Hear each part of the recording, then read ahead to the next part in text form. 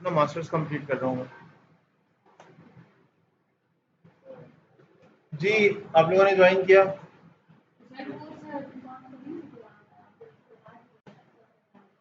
मुझे नहीं लगता।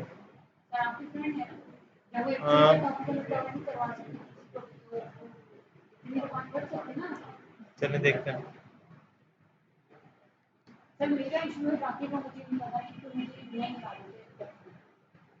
चलिए देखते हैं। ज्वाइन कर लिया सबने?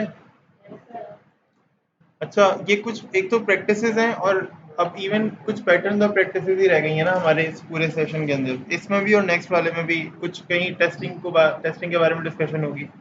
तो बेसिकली कुछ प्रैक्टिसेस और कुछ टेस्टिंग या पैटर्न वगैरह ही रह गए हैं, और बाकी सब कुछ हमने जो कॉन्सेप्चुअल बात है कि हमने स्मूथ नेविगेशन रखनी है, यूज़र जो है वो उसके लिए वेबसाइट इंटरेक्टिव होनी चाहिए, यानी हमें यूआई इस तरह का बनाना है कि यूएक्स जो है वो अच्छा ड्रॉ हो उसके बाद। ठीक है, वो सब बातें हम कर चुके हैं। अब ना बेसिकली ये कुछ पैटर्न हैं जो कॉमनली यूज़ होते हैं, कॉमनली प्रैक्टिसेस हैं जो यूज़ होती हैं। ठीक है, और वही सब कुछ है। ब्रेक पॉइंट्स हमने लास्ट क्लास में डिस्कस किए थे, तो ब्रेक पॉइंट्स आप अगेन यहाँ देख सकते हैं। ब्रेक पॉइंट्स क्या होते हैं?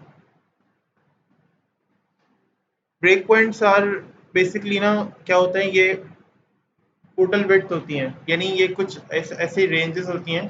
ठीक है, मीडिया क्वेरी के अंदर बेसिकली आप डिक्लेयर, यानी बेसिकली मीडिया क्वेरी डिक्लेरेशन होती है। इस मीडिया क्वेरी में क्या डिक्लेरेशन होगी? मीडिया क्वेरी की डिक्लेरेशन जो है ना वो बेसिकली ब्रेक पॉइंट्स के थ्रू हो रही होती है। यानी आप डिफाइन करते हो कि यार आप लोग ने हमने मीडिया क्वेरी को डिस्कस किया था, तो हम लेट से आप फाइंड करते हो कि यार मीडिया क्वेरी जो है ना वो किस तरह से होगी। या फॉर एग्जांपल के एक फ़ोन है, अब फ़ोन की विड्थ कितनी होती है वो आपने डिसाइड कर ली कि मिनिमम विड्थ इतनी होगी, मैक्सिमम विड्थ फ़ोन की इतनी होती होगी। फिर आप आए, आपने कहा टैबलेट के लिए भी मुझे ये वेबसाइट जो है ना वो बेसिकली चाहिए। ये जो मेरा क्लाइंट है, जो मेरा कस्टमर है, उसकी नीड है कि वो टैबलेट, उसके कस्टमर या उसके अपने जो यूज़र हैं वो इस वेबसाइट को टैबलेट पे भी यूज़ करते हैं। तो मैंने क्या किया, मैंने तलाश किया, मैंने कहा टैबलेट की जो विड्थ है, जो टैबलेट की विड्थ है वो कितनी होती होगी। अब मैंने टैबलेट की विड्थ को फाइंड किया था, उसके बाद क्या किया, मैंने मिनिमम विड्थ टैबलेट की देखी और मैक्सिमम विड्थ देखी। मैंने उसके हिसाब से क्या किया, वो रेंजेस बना दी, वो जो ब्रेक पॉइंट है वो उसका बना दिया। ठीक है, ब्रेक पॉइंट कोई एक वैल्यू नहीं होती, इस पूरे रेंज को डिफाइन करना ना, यानी फर्ज करो आपका ब्रेक पॉइंट है फ़ोन का, तो मैं क्या क्या कहूँगा कि ब्रेक पॉइंट क्या होगा मेरे फ़ोन का। मैं कहूँगा यार जो ना वो मेरा इतने से इतने तक का जो ना वो ब्रेक पॉइंट होगा मेरे फ़ोन का, इतनी रेंज से इतनी रेंज की जो विड्थ है उसका मेरा ब्रेक पॉइंट होगा टैबलेट का, इतनी रेंज से, यानी फर्ज करो कि 1000 पिक्सल्स विड्थ से लेकर और 1300 पिक्सल विड्थ तक मेरा जो ब्रेक पॉइंट होगा वो किसका होगा, लेट से अब मेरा लेट से कंप्यूटर का ब्रेक पॉइंट होगा। तो हम इस तरह से ब्रेक पॉइंट्स को डिफाइन करते हैं। ऐसा नहीं होता कि एग्जैक्टली मैंने कहा कि 720 पिक्सल जो है वो मेरा ब्रेक पॉइंट है, सही है, एग्जैक्टली मैं ऐसे ऐसे नहीं कह सकता। ठीक है, यहाँ पे लिखा हुआ है an example that explains the code sample, नीचे कोड सैंपल गिवन भी है मीडिया क्वेरी का, किसी को याद भी आ रही होगी, देखें जरा इसको, टेक्स्ट को मैंने थोड़ा बड़ा कर दिया। ये जो कोड लिखा हुआ है ना ये वाला, इससे आप में से किसी को कुछ याद आ रहा होगा?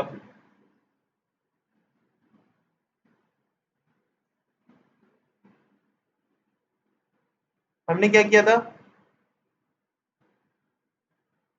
मिनिमम और मैक्सिमम क्या किया था हमने, ऐसे ही मीडिया क्वेरी लिखा था और उसके बाद मिनिमम और मैक्सिमम बिट्स हमने यहाँ पे पास करके देखी थी। ठीक है, अब इन्होंने यहाँ पे फिलहाल क्या किया हुआ है,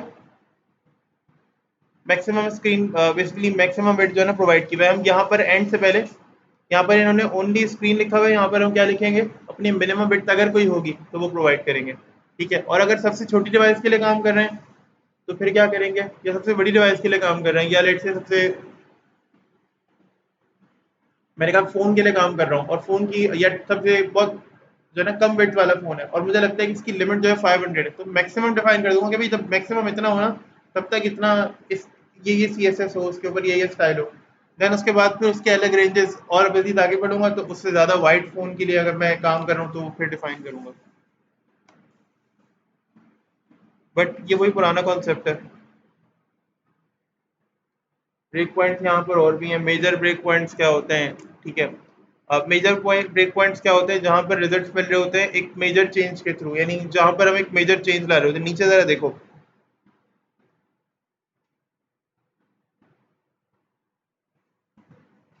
नीचे डायग्राम्स के अंदर देखो, इस डायग्राम में ये वाली जो पिक्चर है, ये जो मिडिल वाली पिक्चर है ना, यहाँ इसको देखो और ये राइट वाली पिक्चर को देखो, तो चेंज है ना वो वाज़ेह नजर आ रहा होगा। आ रहे नजर? मिडिल वाली पिक्चर और राइट वाली पिक्चर में अगर आप गौर से देखें तो आपको चेंज वाज़ेह नजर आ रहा होगा। उसकी वजह ये है कि मिडिल वाली पिक्चर के अंदर जो पिक्चर है वो भी हमें साइड में नजर आ रही है, जबकि राइट वाली पिक्चर के अंदर जो है ना वो पिक्चर बिल्कुल ही क्या कर दी है हमने, इसको नीचे ले आए हैं या बहुत छोटी कर दी है। ठीक है, तो बेसिकली हुआ ये होगा कि इसी लेआउट में पिक्चर होगी, बट जब ये सारा कंटेंट खत्म होगा ना, ये वाला माउस से मैं ट्राई करता हूँ अगर समझ में आ जाए, ये वाला जब कंटेंट खत्म हो जाएगा, माउस अपेयर हो रहा है नहीं हो रहा, बहुत छोटा सा आ रहा होगा, लेकिन अभी फिलहाल कि यहाँ ये जब कंटेंट खत्म हो जाएगा ना, इसके बाद नीचे पिक्चर कहीं शो होगी। तो ये तो फायदा हो रहा होता है हमारा जो है ना वो मीडिया क्वेरीज लगाने का, अपनी स्क्रीन साइज के हिसाब से ऑटोमेटिकली अपने आप को रिस्पॉन्सिव कर लेता है। ठीक है, आपने right browser, right extension, right browser देखना है। सही है, ठीक है। नेविगेशन ड्रॉअर क्या होते हैं जी?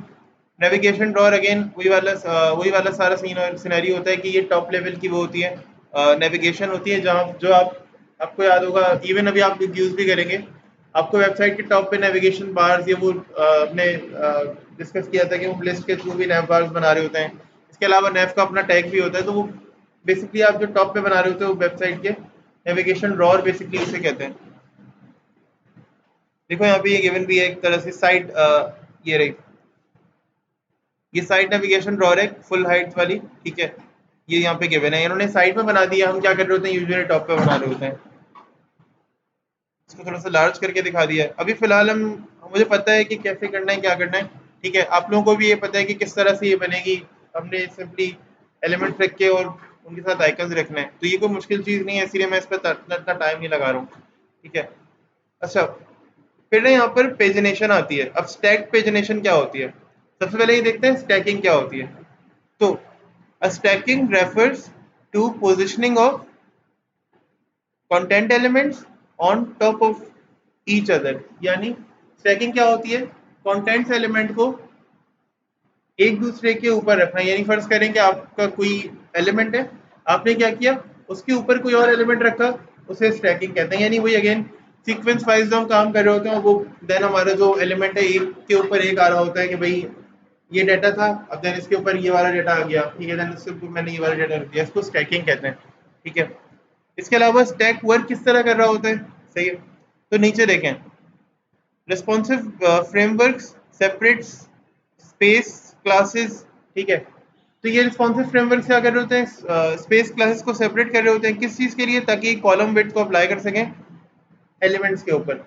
बूटस्ट्रैप पढ़ेंगे उसमें ये चीज़ वादे हो जाएगी कि हम कॉलम्स वगैरह को किस तरह डिफाइन करते हैं, और स्पेसेस को किस तरह से अप्लाई करना होता है, सेपरेट किस तरह करना होता है जब हम कॉलम विड्थ को डिफाइन करना चाह रहे होते हैं, इवन कॉलम विड्थ को हम डिफाइन कर रहे होते हैं वहाँ पर। ठीक है, तो ये बेसिकली स्टैक इस तरह से वर्क करता है, हम देखेंगे तो समझ में आएगी ये वाली बात। और पेजिनेशन का मतलब क्या होता है, पेजिनेशन का मतलब ये होता है कि आप अपने डॉक्यूमेंट को, यानी एक वेबसाइट है, अब आपको लग रहा है उसकी हाइट बढ़ती चली जा रही है, उसमें एलिमेंट्स इतने सारे हैं कि बस क्या बताएं। ठीक है, तो आप क्या करेंगे, फॉर एग्जाम्पल एक ई कॉमर्स की वेबसाइट है या यूट्यूब की बात करते हैं, आप गूगल पे जाते हैं, यूट्यूब पे जाते हैं, तो आपको दिखाते हैं हम क्या होता है। हम लेट्स से यूट्यूब पे आए यहाँ, ठीक है, और हमने सर्च किया, अ,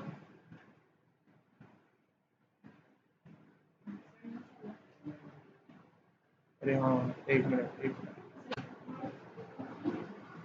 हाँ हो रही है रिकॉर्ड, एक मिनट, मैंने नहीं पूरा स्क्रीन मैंने शो ही नहीं की, अभी आ जाएगी।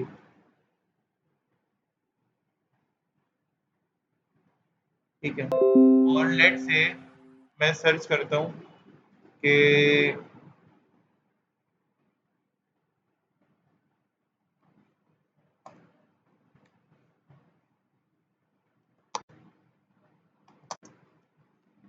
हाउ टू कोड, मैंने लिखा हाउ टू कोड। ठीक है, और ये लाइन जो है ना ये चलती चली गई, चलती चली गई, ये हम पढ़ते गए, इसमें उस बंदे की वीडियो होगी यकीनन, और ये देखो ये आती जा रही है ना वीडियोस। अभी एक पॉइंट आएगा जिस पे तुम देखना कि मैं जो बात कर रहा था ना वो यहाँ पर आएगी। जितना मैक्सिमम ये सर्च करके दे सकते हैं तुम्हें देंगे।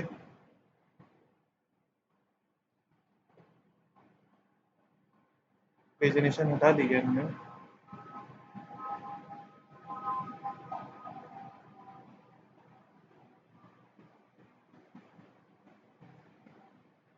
अच्छा, पेजिनेशन उन्होंने शायद रिमूव कर दी है ना। पहले ये होता था कि हम पेजिनेशन के थ्रू क्या करते थे कि हम डिफरेंट पेजेस की तरफ जा सकते थे।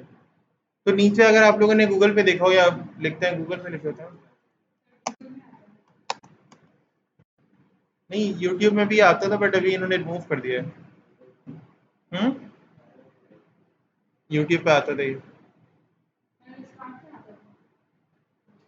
मुझे 2016-17 तक का याद है, उसके बाद तो ऐसे यूज करने का मौका भी नहीं हुआ। ये देखो, second page, third page, fourth page, fifth page, और देन गोज ऑन।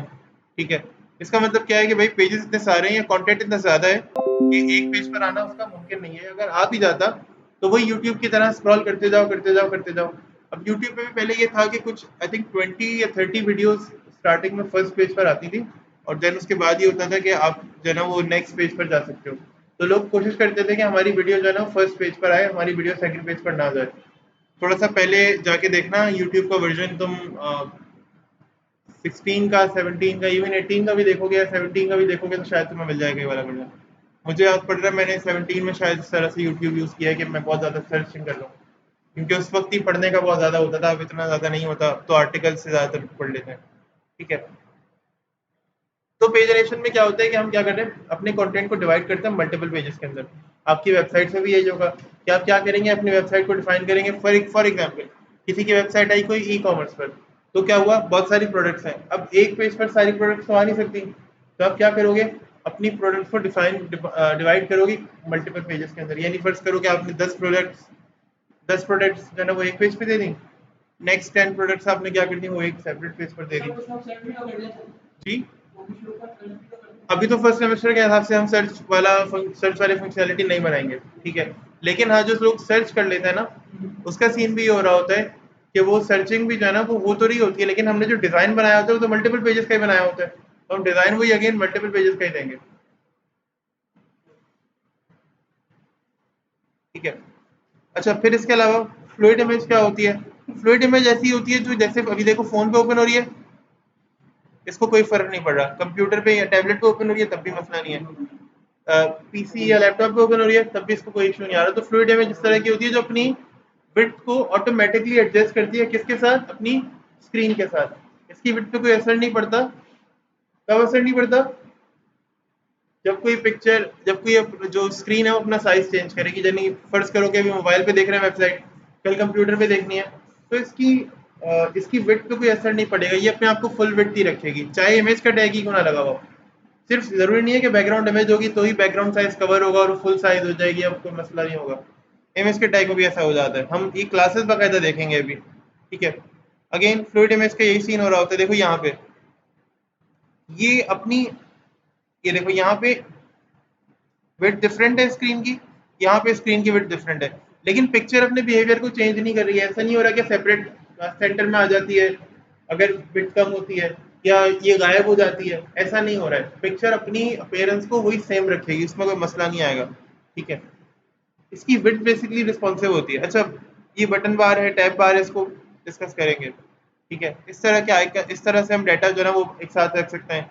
ये काफ़ी ज़्यादा आसान हो जाता है जब हम काम कर रहे होते हैं ना। फर्ज करो कि हमने काम करना है अभी, अब रिस्पॉन्सिव वेब डिज़ाइन के अंदर। ठीक है, तो ये सारे काम बहुत आसान हो जाते हैं। इस तरह के फ्लोटिंग विंडो, इस तरह की फ्लोटिंग थिंग्स, ये सब कुछ बनाना काफ़ी ज़्यादा आसान हो जाता है। ये सब आइकन्स ही लगे हुए हैं, कोई बहुत मतलब बड़ी चीज़ नहीं है। ये अच्छा, ये इस तरह के मेन्यूज बनते हैं ना, जैसे ये देखो, हम भी ये बनाएंगे।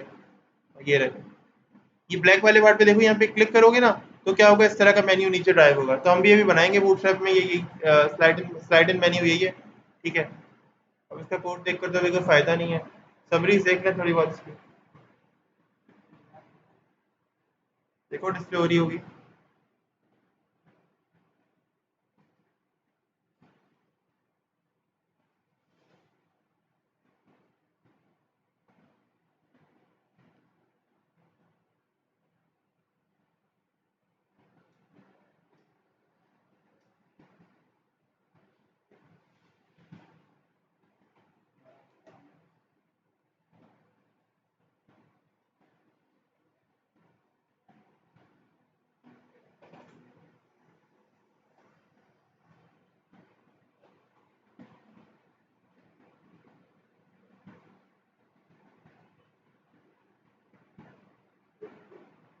कर लें रीड तो बताएं मुझे।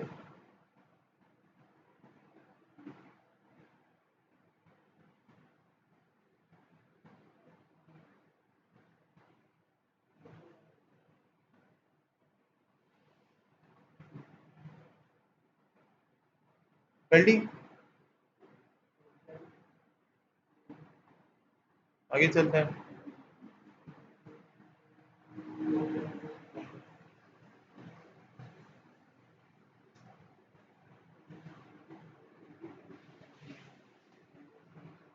अच्छा, जी, ऑब्जेक्टिव, ऑब्जेक्टिव्स ही हैं। हाँ वो समरी मुझे लगा रीड कर लिए होंगे यार सबने। अच्छा, यूजेबिलिटी हमने जो है ना वो आपसे देखना है, यूजेबिलिटी स्टडी क्या होती है, ठीक है। तो जरा इसको पढ़ के बताओ क्या समझ में आ रहा है, फिर मैं बताता हूँ।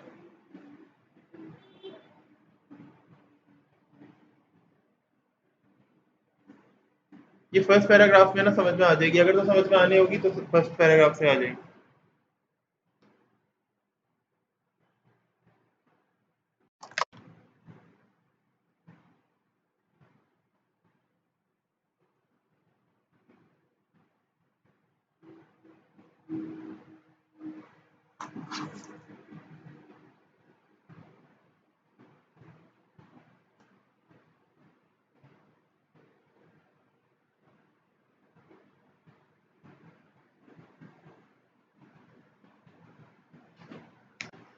जी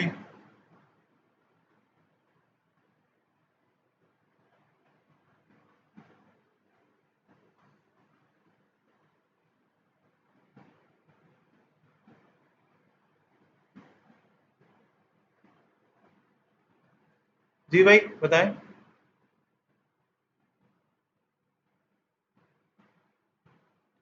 किसी को समझ में आया यूजेबिलिटी स्टडी क्या होती है? वालेकुम सलाम, बड़ी जल्दी आ गए शारिक हैं। बैठो बैठो बैठो, चलो खैर कोई बात नहीं, बैठो। मीट ज्वाइन करो, गूगल मीट। जी भाई बताएं ना, किसी को भी समझ में नहीं आई? इरसा, आपकी वीडियो हो गई हो तो रिकॉर्ड कर रहा हूँ भाई मैं। जी। हम्म। हेमल को वीडियो बना के सेंड, हेमल से क्या उनका रिकवर हो जाएगा, उनको टेंशन लेने की जरूरत नहीं, घर में बैठे आराम करें, चिल करें। जी, यूजेबिलिटी स्टडी।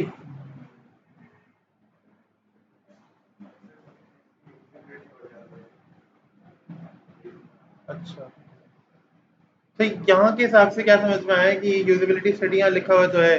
बिलाल को समझ में आया तुम्हें? जैफा,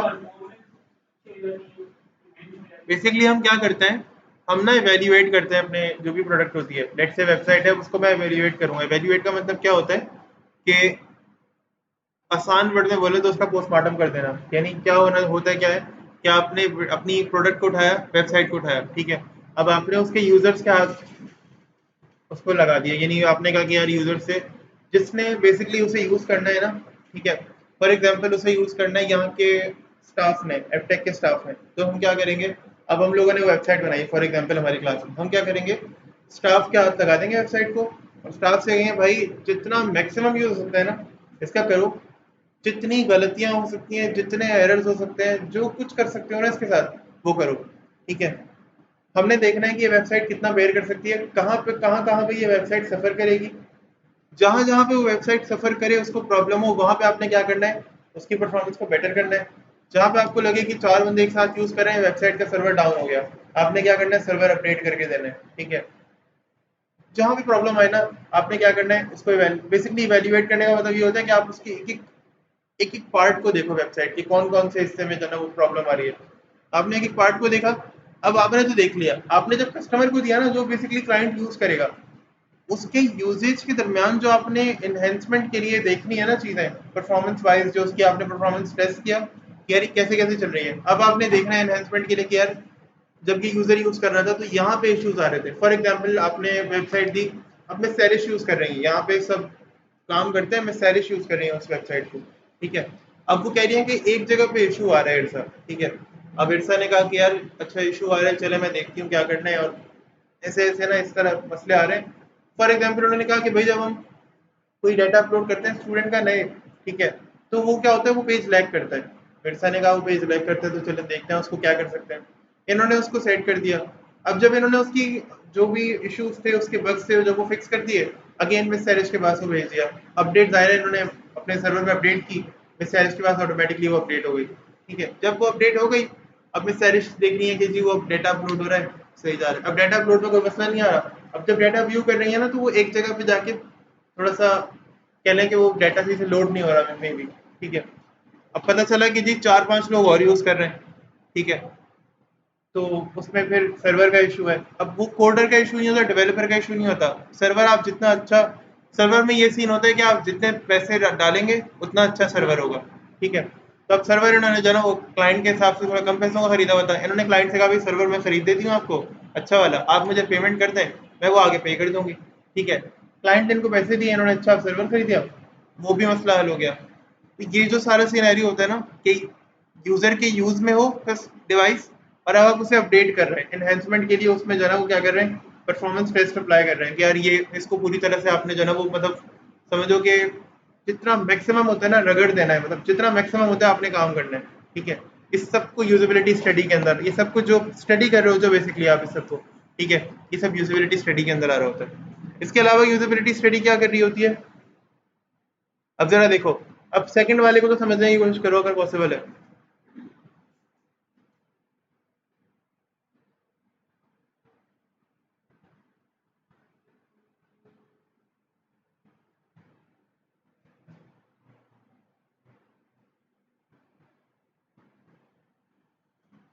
जी,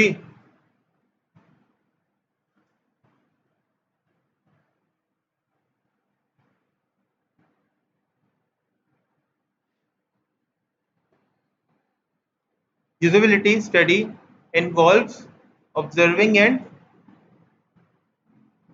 taking annotation while the user explore the, ठीक है। जब यूजर एक्सप्लोर कर रहा होता है प्रोडक्ट को, तो आप उस वक्त क्या कर रहे होते हो, एनोटेशन कर रहे होते हो, ठीक है। ऑब्जर्व कर रहे होते हो और इवन देख रहे होते हो। एनोटेशन यानी जो वैलिडेशन होती है ना कि यूजर ने अगर ये ये काम किया तो वेबसाइट के अंदर ये प्रॉब्लम आनी चाहिए, या ये उसके अंदर ये सक्सेस का मैसेज आना चाहिए, तो वो आना चाहिए। आपने ये चीज़ चेक करनी होती है, आप इसको ऑब्जर्व कर रहे होते हो। अगर नहीं आती तो फिर आप इसको इनहेंस करते हो, ठीक है, और आपने यूजर को ये जो प्रॉब्लम है फिक्स करके देनी होती है। एक मिनट। तो आपने यूज़र को इस तरह की प्रॉब्लम्स जो है वो हाथ के हाथ फिक्स करके देनी होती है, ठीक है। और इसके अलावा सर्विस इट डिटरमाइंस, अच्छा ये बेसिकली क्या कर रहा होता है, डिटरमाइन कर रहा होता है और इम्प्रूव कर रहा होता है कि प्रोडक्ट की टर्म्स ऑफ स्पीड जो है ना, ठीक है, यानी प्रोडक्ट के कौन कौन से एरियाज के अंदर प्रोडक्ट की स्पीड का मसला है, ठीक है, कौन कौन से एरियाज के अंदर प्रोडक्ट जो है वो एक अच्छी एफिशिएंट है, ठीक है। जहाँ जहाँ पे फंक्शनैलिटीज जो भी आपकी रिकवरिंग फॉर्म है, ठीक है, कि वेबसाइट का आपने ये पार्ट सही कर दिया है तो क्या ये रिकवर हुआ, अब यूजर ये सही यूज कर पा रहा है, इस सब को फंक्शनैलिटी वेबसाइट की वर्क कर रही है नहीं कर रही। अगेन वही डाटा अपलोड नहीं हो रहा था वेबसाइट से, अब ऐसा ने क्या किया, उसको सही कर दिया तो डाटा अपलोड हो रहा है सही से, ठीक है, उसमें उतना टाइम नहीं लग रहा। तो फंक्शनैलिटी वगैरह, ठीक है, तमाम चीज़ें आप इसके अंदर वैल्यूएट करते हो, सब कुछ स्टडी करते हो। इसका फायदा क्या हो रहा होता है, इसका फायदा ये हो रहा होता है कि जब आप नेक्स्ट टाइम वेबसाइट डिजाइन करोगे या कोई भी प्रोजेक्ट में काम करोगे, तो आपसे ये वाली मिस्टेक्स जो है ना वो दोबारा से नहीं होंगी। अभी यूजेबिलिटी स्टडी है ब्लैक बॉक्स टेक्निक के साथ, ठीक है। हाँ, अब ये जहाज वाला ब्लैक बॉक्स नहीं है, सही है, थोड़ा सा डिफरेंट है। तो usability study also known as black box technique, ठीक है। अब ब्लैक बॉक्स टेस्टिंग क्या होती है, इसके अंदर होता क्या है कि सॉफ्टवेयर टेस्टिंग मेथड है, ठीक है। हम सॉफ्टवेयर टेस्टिंग मेथड पढ़ेंगे अभी, यानी इस पूरे सेशन के अंदर ना हम सॉफ्टवेयर टेस्टिंग को ही देखते रहेंगे। तो ये सॉफ्टवेयर टेस्टिंग मेथड होता है, ठीक है। और आपने क्या करना होता है इसमें, फंक्शनैलिटी जितना भी जो एक फंक्शनैलिटी होती है ना वेबसाइट की, उसको आपने अंडर टेस्ट रखना होता है, यानी आपने पूरी फंक्शनैलिटी को टेस्ट करना होता है, उसको एवेल्युएट करना होता है। आपने जो स्टडी करनी होती है वो उसकी फंक्शनैलिटी पर, अपीयरेंस पे फिर भी कम, लेकिन फंक्शनैलिटी पे ज़्यादा। तो ये सारी चीज़ें इसके अंदर लाजमी होती हैं, ठीक है, कोड स्ट्रक्चर हो गया, इम्प्लीमेंटेशन हो गई कोड की, ये सारी चीज़ें काफ़ी ज़्यादा होती हैं। वालेकुम अस्सलाम। यार आज और नहीं आते, आज और नहीं आते, पूरा टॉपिक मिस हो जाता तुम्हारा। अब तुम एक दिन आए हो, तुम 3 क्लास में पूछोगे क्या इसमें क्या था, ऐसे क्या था जी।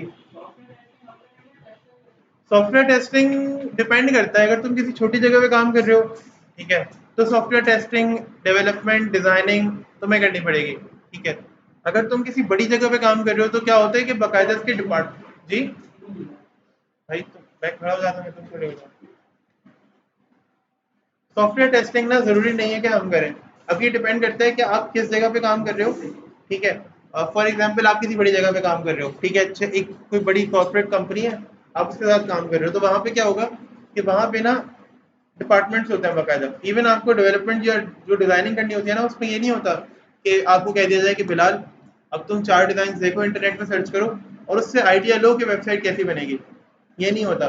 वहां पे क्या होता है, आपको पीएचडी दे दी जाएगी, जैसे यहाँ पे सेंटर में हमने आपको पिक्चर दी थी, आपसे कहा था कि आप काम करेंगे, ठीक है, आपको पीएचडी दे दी जाएगी और आपसे कहा जाएगा बिलाल साहब ये बनाना है, ठीक है, और आपके पास 4 दिन है, और ये कोई 40-50 पेजेस की वेबसाइट है, आपने ये बनानी, फॉर एग्जाम्पल मैं मिसाल दे रहा हूँ, ठीक है। ऐसा होता भी है कभी कि आपको टीम के साथ काम दे रही है, 4 लोगों की टीम है, आपको ये यार 30-40 पेजेस देंगे और ये दो दो 3 दिन में बना के दे दो, और बन भी जाते हैं। अभी तुम्हें लग रहा है इतना मुश्किल, लेकिन तुम जब काम करोगे तो वो हाथ इतना सेट हो जाता है कि बन जाता है। हाँ, जब आपका हाथ रवा हो जाता है, आपको एक अंदाजा हो जाता है ना, तो वो मसला नहीं होता, आप सो के उठोगे, आप कोड करने लग जाओगे जी। अभी प्रॉब्लम हो रही है ना, तुम आगे जाओगे, तुम छोटी छोटी मिस्टेक्स नहीं करोगे कि फ्लोट नहीं हो रहा, ये नहीं हो रहा, वो नहीं हो रहा, ये सब तो बस बच्चों वाला काम हो जाएगा तुम्हारे लिए, ठीक है। तो टीम्स होती हैं, टीम्स का काम है डिजाइन करना। अब तुम अपना डिजाइन करके दे दोगे, तुम देखोगे एक दूसरी टीम है डेवलपमेंट की, जो डेवलपर्स है ना, अभी तुमने फर्स्ट सेमेस्टर पढ़ा है, अब वो डेवलपर्स है ना, वो आगे की चीजें पढ़ चुके हैं, वो क्या कर रहे होंगे, उसकी डेवलपमेंट कर रहे होंगे। फिर तुम देखोगे कि ना वो टेस्टिंग करने वाले बैठे होंगे, डेवलपर ने कोई नया फंक्शन बनाया, डेवलपर ने कहा यार टेस्टर आओ जरा बैठो और ये टेस्ट करके दो, मैं जरा चाय पी कर आ रहा हूँ, फॉर एग्जाम्पल, अभी तो मैं ऐसे ही कह रहा हूँ, ठीक है। टेस्टिंग का फेज अच्छा बड़ा होता है, वीक्स भी कभी कभी निकल जाते हैं, कभी कभी 2-3 दिन में पूरा प्रोजेक्ट टेस्ट करना होता है, ठीक है। तो डेवलपर ने कहा, इवन डेवलपर ने क्या कहा, टीम लीडर ने कहा कि भाई ये डेवलपर ने ये काम कर लिया है, अब आप क्या करोगे, इसको टेस्ट करोगे और मुझे 2 दिन में रिपोर्ट चाहिए। 2 दिन में वो टेस्टर रिपोर्ट देगा अपनी कि इसमें ये बग्स थे, यहाँ यहाँ पे इश्यूज आ रहे हैं, यहाँ यहाँ पे जना वो सही काम नहीं किया हुआ, ठीक है। डेवलपर के पास वो रिपोर्ट जाएगी, प्रोडक्ट जाएगी, डेवलपर उस पर दोबारा काम करेगा। अगर डिजाइनिंग के अंदर फ्लो आएगा, वही टेस्टर यूआई यूएक्स का टेस्टर होगा, वो तुमसे प्रोडक्ट लेगा, वहां पे उस पर काम वाम जो भी करना है करेगा वो, ठीक है। इसके बाद क्या होगा, तुम्हारे पास दोबारा आ जाएगा अगर कोई फ्लो होगा, तुम कहोगे अच्छा यार ये चलो चलो ठीक है, ये ऐसे ऐसे फिक्स हो गया, वो तुम सब फिक्स कर दोगे, दोबारा आगे जाएगा डिजाइन, फिर टेस्ट होगा, फिर डेवलपर का कोड टेस्ट होगा। तो चीजें टेस्ट होंगी तभी जब यूजर के पास जाएंगे ना, तो वो सेटिस्फाई होगा जी। वो कुछ नहीं खत्म करेगा, उसको समझो वो ऐसा है, उसको कोडिंग नहीं आती, आती होगी उसको कोडिंग, लेकिन वो ऐसे प्रिटेंड करेगा जैसे उसको कोड करना नहीं आता होगा। इवन डेवलपर्स आते हैं और टेस्टर्स आते हैं, टेस्टर्स को बाकायदा कोडिंग आती है, ऐसे सॉफ्टवेयर हैं, ऐसी बाकायदा लाइब्रेरीज हैं जो आपके पूरे पेज को टेस्ट करके दे दें। अब सिलेनियम टेस्टिंग है, इसमें क्या होता है, अभी अब मैं बात कर रहा हूँ लेकिन मे भी शायद समझ में आ जाए नहीं आज। इसमें क्या होता है कि हम कुछ जेसन और उसकी लाइब्रेरी यूज कर रहे होते हैं, ठीक है, जावा के थ्रू। होता है क्या है, जावा स्क्रिप्ट नहीं, जावा प्रोग्रामिंग लैंग्वेज है, तो जावा के थ्रू और कुछ जेसन और कुछ एक्सएमएल वगैरह के थ्रू एक माइस्क्यूएल की भी एक क्वेरी चलती है। होता क्या है कि आपको जितना भी डाटा होता है ना, आप एक पेज के लिंक देते हो, आपका वो जितना भी पूरा पेज होता है, वो उस पूरे पेज को टेस्ट करता है, उसका सारा डेटा अपनी उस डेटाबेस में या जो अपने टेबल में जरा वो सेव कर लेता है, ठीक है। इसके बाद क्या करता है, आपको रिपोर्ट देता है कि आपके इस पेज में इतने इतने बग्स थे, इतने यहाँ यहाँ इतने इतने बग्स थे, यहाँ पे ये प्रॉब्लम थी, यहाँ पे ये प्रॉब्लम थी, यहाँ पे ये लोड नहीं हो रहा था, यहाँ पे टेक्स्ट बॉक्स में डाटा जा रहा था तो ये वैलिडेट नहीं कर पा रहा था। एक एक प्रॉब्लम आपको टेस्ट करके देगा, ठीक है। तो बताओ, टेस्टर जो एक दिन में कर रहा था, वो सेलेनियम टेस्टिंग में मुश्किल से 5 मिनट में कर दिया। तो ये भी ऐसे भी ऑटोमेटिक टेस्ट होता है, लेकिन उसमें थोड़ी बहुत कोडिंग, आपको ट्रिक्स आनी चाहिए। इसका भी कोड इंटरनेट पे इवन मिल जाता है, लेकिन ट्रिक्स आनी चाहिए तो ही काम कर पाओगे। तो ये सीन है, टेस्टिंग बहुत इंपॉर्टेंट फेज है। इवन अब तो कुछ साल पहले तक ये होता था कि बहुत ऑड जॉब्स होती थी इसकी, बहुत कम सैलरीज होती थी, 20, 25, 30 हज़ार। नहीं नहीं, ऐसा भी नहीं है, 20, 25 हज़ार स्टार्टिंग होती है, ठीक है। 30 मैक्सिमम 40 हो गई, इंक्रीमेंट भी हुआ तो 45 हो गई, ठीक है, बस इससे ज़्यादा मुश्किल है। और डेवलपर्स को क्या सीन है कि भाई लगे भी, फॉर एग्जांपल 25, 30 पे भी लगे ना, तो साल के अंदर भी 50 हो जाती है आराम से। कभी कभी ऐसा भी होता है, अगर आप अच्छा काम कर रहे हो 2-3 साल में आप जो है ना वो 80-90 पे भी जा सकते हो अगर मेहनत करो थोड़ी, ठीक है। तो डिपेंड करता है, लेकिन फेस टेस्टिंग का बहुत इंपॉर्टेंट है। डेवलपर काम कर ले, यूजर को वेबसाइट पकड़ा दे, यूजर ऐसे रिजेक्ट करके वापस कर देगा, क्योंकि यूजर के काम पे तो कुछ है ही नहीं उसमें, उसको टेस्ट ही नहीं किया हुआ, यूजर यूज कर रहे हैं, आए दिन प्रॉब्लम्स आ रही हैं, तो यूजर कहेगा भाई अपने पास रखो, पहले टेस्ट कर लो फिर मुझे दे देना। तो टेस्टिंग का फेस तो है इंपॉर्टेंट, सही है। अब ये ब्लैक बॉक्स या जो भी हमने देखा कि फॉर एग्जांपल ये ब्लैक बॉक्स के कुछ टेक्निक्स हैं, कुछ स्टेप्स हैं जो कि परफॉर्म करने होते हैं। तो पहला क्या है स्टेप हमारे पास, देखो जरा,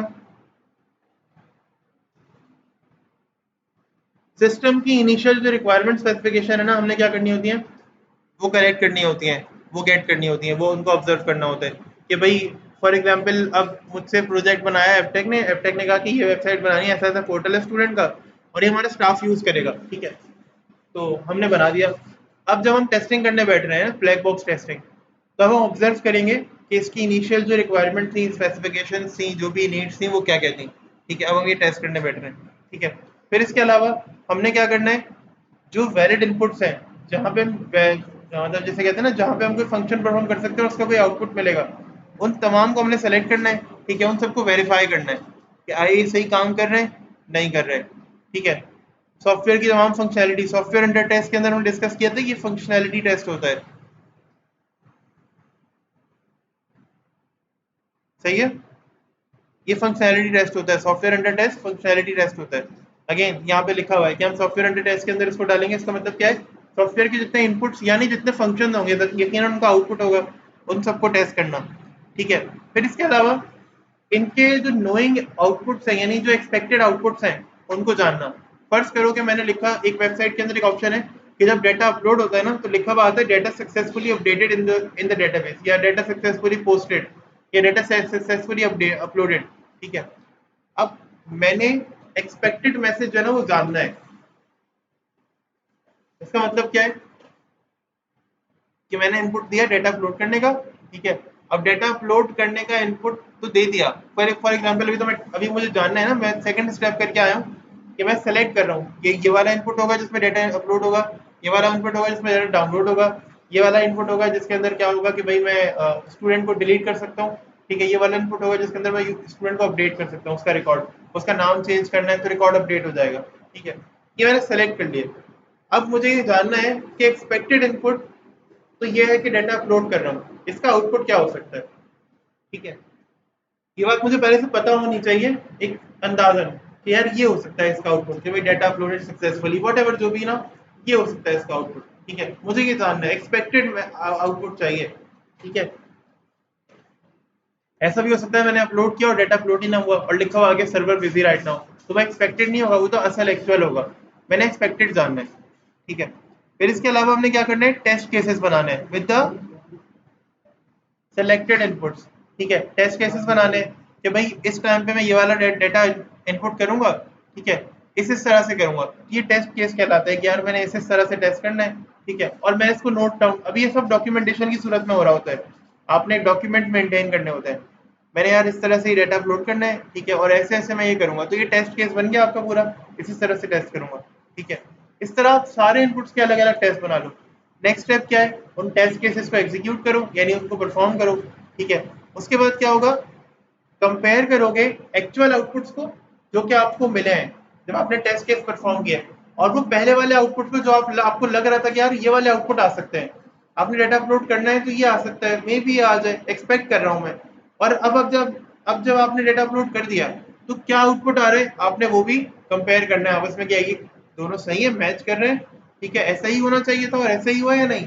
अगर जैसा होना चाहिए था वैसा नहीं हुआ, यानी फर्ज करो आपने कहा कि डाटा आपने डाउनलोड करना था, यूजर का व्यू करना था, और आपका अंदाजा ये था कि व्यू हो जाएगा डाटा आराम से, लेकिन डाटा व्यू नहीं हुआ, डाटा में प्रॉब्लम आ रही है, कोई एक कॉलम शो नहीं हो रहा टेबल का। तो आप क्या करोगे, कंपेयर करोगे और फिर क्या करोगे, इस प्रॉब्लम को सॉल्व करने की कोशिश करोगे। ठीक है, जिस डेवलपर ने किया है आप उसको दोगे, आपको क्या देखो ये एक्सपेक्टेड आउटपुट थे और ये आउटपुट हमें ड्रॉ नहीं हो रहा है, ये आउटपुट हमें मिल नहीं रहा है। ठीक है, तो आप काइंडली इस इशू को रिजॉल्व कर दें। तो यहाँ पे आएगा डेवलपर को गुस्सा, क्योंकि उसके काम में आपने निकाला है बग। ठीक है, नहीं लेकिन ये कुछ जो है ना वो टेस्टर्स और डेवलपर्स के दरमियान ये वाला होता है सीन, यार इसको रखा ही मेरी गलतियां निकालने के लिए, हो जाती है कभी कभी। अच्छा, तो अब ये कंपोनेंट्स हैं कुछ जो कि ना हमें मिलते हैं यूजेबिलिटी टेस्टिंग से। यार बहुत बहुत इंसल्ट टाइप की होती है जब वो इतनी सारी गलतियां निकाल के ला रहा होता है। अब हालांकि काम हमने अकेले नहीं किया होता, बहुत सारे लोगों ने किया होता है। हाँ लेकिन वो डिटेल इतनी आ गई है तो मसला नहीं है, निकाले गलतियां। अच्छा, तो की कंपोनेंट्स है जो कि यूजेबिलिटी टेस्टिंग के अंदर यूज होते हैं। ठीक है, लर्नेबिलिटी है, आपने जो है ना वो बेसिक टास्क जो है ना वो आराम से कंप्लीट हो जाते हैं आपकी प्रोडक्ट के। ठीक है, जब आप मल्टीपल टाइम यूजेबिलिटी टेस्टिंग कर लेते हो ना तो फिर क्या होता है कि बेसिक टास्क या बेसिक जो टेस्टिंग होती है, इवन बेसिक जो वैलिडेशन लगानी होती है कि यार वेबसाइट में ये प्रॉब्लम ना आए, ये प्रॉब्लम ना आए, ये प्रॉब्लम ना आए, वो आप आसानी से देख लेते हो स्टार्टिंग में ही, क्योंकि अब आपको पहले यूजेबिलिटी टेस्टिंग का रिजल्ट मिल चुका है, आप उसको झेल चुके हो, आपको पता है कि यार फंक्शनैलिटी में ये मसले आते हैं, ये मसले आते हैं, ये मसले आते हैं। तो अब मैं कोड ही ऐसा करूं एज अ डेवलपर, ठीक है, अब मैं कोड ही ऐसा करूं कि जो इस प्रॉब्लम को स्टार्टिंग में आने ही ना दे, स्टार्टिंग से ही ना आने दे बिल्कुल। ठीक है, एफिशिएंसी आपकी बढ़ जाती है। ठीक है, आपका काम जो है वो टास्क जो है ना बेसिक टास्क वो जल्दी कंप्लीट हो जाते हैं। मेमोरेबिलिटी बढ़ जाती है, अगेन आपको जो प्रॉब्लम्स है, आपको जो प्रोडक्ट है वो इस्तेमाल करना समझ में आता है कि यार ये किस तरह इस्तेमाल होगी, तो मैंने किस तरह इस पे काम करना है। और ये यूजेबिलिटी टेस्टिंग यूजर के लिए बहुत इंपॉर्टेंट होती है। अब यूजर कोई हरकत कर रहा था और वहां पर वैलिडेशन का एरर आ रहा था कि यार यहाँ पे टेक्स्ट लिखने और आप नंबर टाइप कर रहे हो, यहाँ पे नंबर टाइप करने और आप टेक्स्ट लिख रहे हो, it this is not right way. ठीक है, तो क्या होगा नेक्स्ट टाइम, क्या होगा जब यूजर को पता चल गया कि ये काम इसके लिए था या ये डेटा जो है यहाँ पर ये आना था, तब नेक्स्ट टाइम क्या होगा, नेक्स्ट टाइम यूजर भी ध्यान रखेगा और आप भी ध्यान रखोगे, आप कहोगे मैं ऐसा टेक्स्ट बॉक्स बनाता हूँ जिसमें नंबर्स आएंगे ही नहीं। फॉर एग्जाम्पल अगर आपने टेक्स्ट के लिए बनाया तो मैं टेक्स्ट बॉक्स के अंदर ऐसी वैलिडेशन या ऐसे रेगुलर एक्सप्रेशन लगाता हूँ इसमें नंबर्स एक्सेप्ट होंगे ही नहीं। ठीक है, अब यूजर कुछ भी कर ले वो एरर भी नहीं देगा और बस नीचे टैगलाइन लिखी हुई आ जाएगी कि यार ये नंबर एक्सेप्ट नहीं करता टेक्स्ट बॉक्स, और नंबर एक्सेप्ट भी नहीं होंगे। ठीक है, इसके बाद एरर्स, तो जाहिर है आप डिटेक्ट कर रहे हो इतने टाइम से एरर्स, तो अब आपकी एरर हैंडलिंग भी अच्छी हो जाएगी और एरर्स भी आप कम आएंगे। ठीक है, और सेटिस्फेक्शन तो जाहिर है यूजर की बढ़ी जाएगी। कंसिडरेशन है भाई, ये कुछ कंसिडरेशन है जो कि आपको रखनी चाहिए जब आप यूजेबिलिटी टेस्टिंग कर रहे हो। ठीक है, आपने वेरीफाई करना होता है users can finish specific task successfully. User जो है जो वेबसाइट पे काम कर रहा है, जिसको आपने वेबसाइट बनाने को दी है, बना के दी है, फिलहाल बातें नहीं करूँ, जिसको आपने वेबसाइट बना के दी है, क्या वो सारे टास्क जो वेबसाइट के अंदर मौजूद है, कोई एक वो है, कोई ऑप्शन है, क्या वो स्पेसिफिक टाइम में बिल्कुल सही एफिशिएंटली परफॉर्म कर पा रहे हैं। ठीक है, इसके अलावा आपको देखना होता है कि भाई जो एक समझे कि भाई एक टाइम लिमिट के अंदर या कभी टाइम से ऊपर जा रहे हैं या कभी टाइम के अंदर आ रहे हैं, ये सब कुछ देखना होगा। ठीक है, इसके अलावा आपने वैलिडेट करना होता है अप्रूवल लेवल यूजर का, कि वो किस तरह से वेबसाइट को देखता है, क्या वेबसाइट के फंक्शन उसके लिए सेटिस्फैक्ट्री है या नहीं है। ठीक है, वो सेटिस्फाइड है या नहीं है, आपने उसका पूरा अप्रूवल लेवल देखना होता है कि यार उसके उसके लिए काबिल कबूल है, क्या वो रिजेक्ट तो नहीं करता कि नहीं ये बिल्कुल ही यूजलेस फंक्शन है या ये बिल्कुल ही यूजफुल फंक्शन नहीं है, मतलब इसको आप हटा दो। ये सब कुछ आपने देखना है। ठीक है, आपने कैटेगराइज करना है तमाम चेंजेस को जो नेसेसरी है। अब अपने यूजर के यूज को देख लिया, तो दिन आपने यूजर को दिया कि भाई इसको जितना आपने रगड़ना है रगड़ो, मसला नहीं है। अब उसके बाद यूजर ने आपको एक रिपोर्ट दी कि यार देखो ये प्रॉब्लम्स आ रही हैं। अब आप देखोगे कौन सा चेंज जल्दी करना है। एक चेंज है कि डाटा अपलोड नहीं हो रहा डेटाबेस में, इरसा के पास आया चेंज या बिलाल के पास चेंज आया कि डाटा अपलोड नहीं हो रहा। ठीक है, अब बिलाल ने कहा कि यार ये भी चेंज है, फिर उसी टीम में अब्दुल्ला के पास भी एक चेंज आया कि भाई डाटा का यूआई जो है ना उसमें यहाँ पर ये टूल जो है ना इसका कलर सेट नहीं है, इसको सेट कर दो। तो आप लोग बताएं कौन सा चेंज जरूरी है,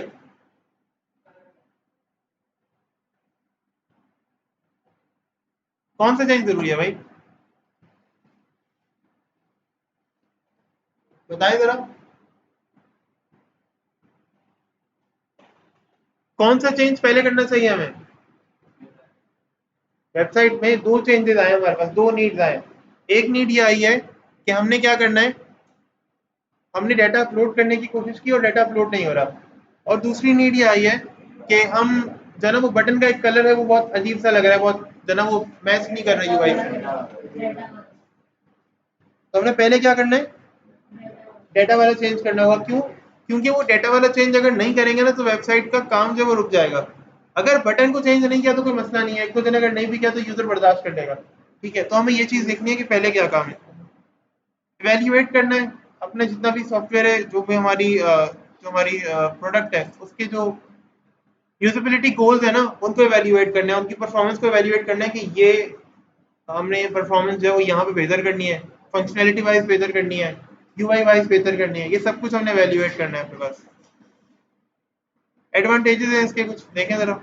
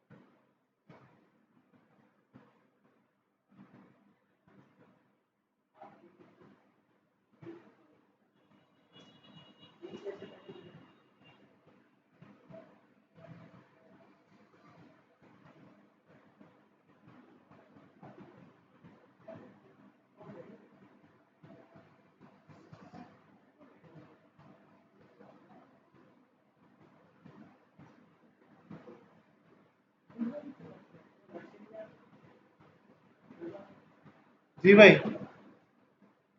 तो क्या क्या एडवांटेजेस हैं यहाँ पर, मतलब हमें क्या क्या फायदे मिल सकते हैं अगर यूजेबिलिटी टेस्टिंग हमारी अच्छी हो, या जिसे कहते हैं ना एक ऑर्गेनाइजेशन के लिए क्या क्या एडवांटेजेस हो सकते हैं। फॉर एग्जांपल एपटेक ने सॉफ्टवेयर बनवाया और हमने यूजेबिलिटी टेस्टिंग जो है ना वो परफॉर्म कर ली है, तो एपटेक को इस क्या क्या फायदा हो सकता है?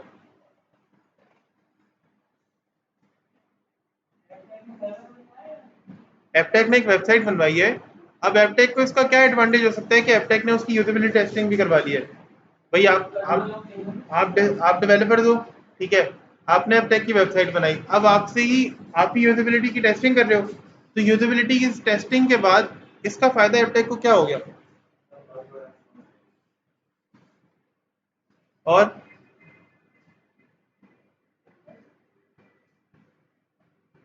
बग्स वगैरह तो खत्म हो जाएंगे, इसके अलावा परफॉर्मेंस बेहतर हो जाएगी।